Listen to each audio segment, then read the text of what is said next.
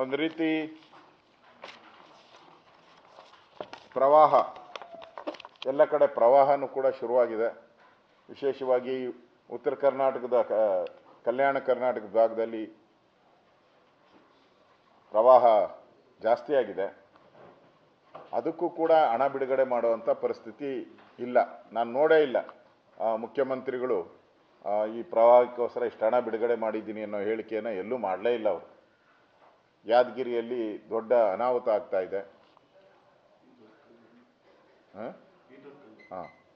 ಎಲ್ಲ ಒಂದೇ, ಕಲಬುರಗಿ, ಬೀದರ್ ಆ ಭಾಗದಲ್ಲಿ ದೊಡ್ಡ ಅನಾಹುತಗಳಾಗ್ತಾ ಇದೆ.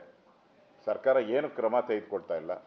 ನಾನು ಕೂಡ ಅಲ್ಲಿ ಹೋಗಿ ಭೇಟಿ ಮಾಡಬೇಕು ಅಂತ ಮಾತಾಡಿದ್ದೀನಿ. ನಮ್ಮ ಅಲ್ಲಿನ ಕಾರ್ಯಕರ್ತರ ಜೊತೆನೂ ಕೂಡ ಮಾತಾಡಿದ್ದೀನಿ. ನಾನು ಕೂಡ ಅಲ್ಲಿ ಭೇಟಿ ಮಾಡ್ತೀನಿ. ಆದರೆ ಸರ್ಕಾರ ಇಷ್ಟಾದರೂ ಕೂಡ ಇನ್ನೂ ಎಚ್ಚರ ವಹಿಸಿಲ್ಲ, ರಿಪೇರಿ ಕಾರ್ಯ ಮಾಡಲಿಲ್ಲ. ಬಂದಂಥ ಮಳೆಯಲ್ಲಿ ಇಡೀ ರಾಜ್ಯದಲ್ಲಿ, ಬೆಂಗಳೂರೇ ಅಂತಲ್ಲ, ಇಡೀ ರಾಜ್ಯದಲ್ಲಿ ಎಲ್ಲ ಕಡೆಯೂ ರಸ್ತೆಗಳು ಹದಗೆಟ್ಟು ಹೋಗ್ಬಿಟ್ಟಿದೆ. ಇಡೀ ರಾಜ್ಯದಲ್ಲಿ ಎಲ್ಲ ಕಡೆ ಹದಗೆಟ್ಟೋಗಿದೆ ರಸ್ತೆಗಳು.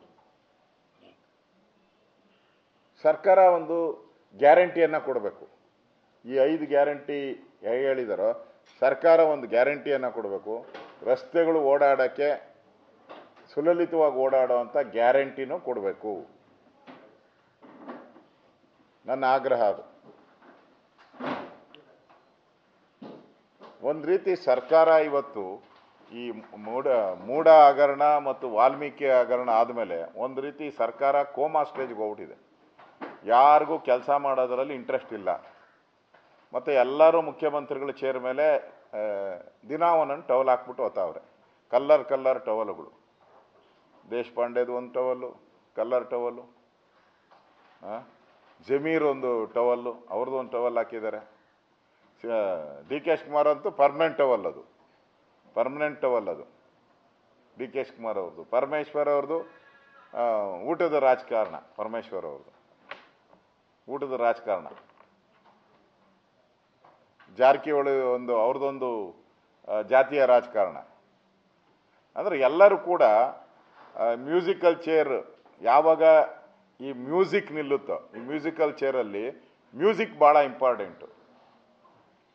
ಅದು ಯಾವ ಮ್ಯೂಸಿಕ್ಕು ಅಂದರೆ ಮೂಡ ಮ್ಯೂಸಿಕ್ಕು. ಮೂಡ ಅಂತ ಮ್ಯೂಸಿಕ್ ಬರ್ತಾ ಇರ್ತೈತೆ. ಆ ಮ್ಯೂಸಿಕ್ ಯಾವಾಗ ನಿಲ್ತೈತೆ ಚಕ್ ಅಂತ ಚೇರಲ್ಲಿ ಕೂತ್ಕೊಬೇಕು. ಅಂದರೆ ಸಿದ್ದರಾಮಯ್ಯನವ್ರ ಮೇಲೆ ಏನಾದರೂ ಪ್ರಾಸಿಕ್ಯೂಷನ್ಗೆ ಅವಕಾಶ ಕೋರ್ಟ್ ಕೊಟ್ಟರೆ ನಾವು ಆ ಚೇರಲ್ಲಿ ಕೂತ್ಕೊಬೇಕು ಅಂತ. ಅಂದರೆ ಇಡೀ ರಾಜ್ಯದಲ್ಲಿ ಯಾವುದೇ ಅಭಿವೃದ್ಧಿ ಕಾರ್ಯ ಇಲ್ಲ, ಜನರಿಗೆ ಸ್ಪಂದನೆ ಮಾಡ್ತಾ ಇಲ್ಲ. ನ್ಯೂಸ್ ಫಸ್ಟ್, ನಿರ್ಭೀತಿಯಿಂದ ನಿಮ್ಮ ಪರವಾಗಿ.